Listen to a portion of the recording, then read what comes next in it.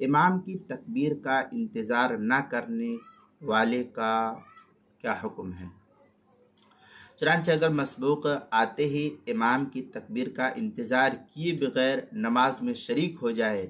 تو یہ شرکت معتبر تو ہے،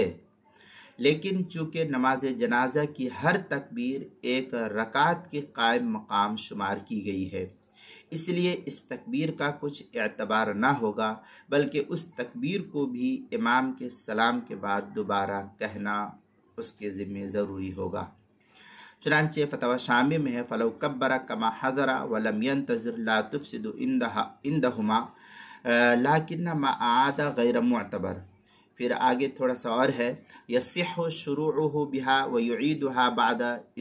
بعد سلام امامه۔ یہ فتویٰ شامی کے عبارت ہے جو زکریا بگٹی پور دیوبند کا ہندی نسخہ ہے، اس کی تیسری صفحہ 114، اور جو بیروت کا چھپا ہوا نسخہ ہے فتویٰ شامی اس کی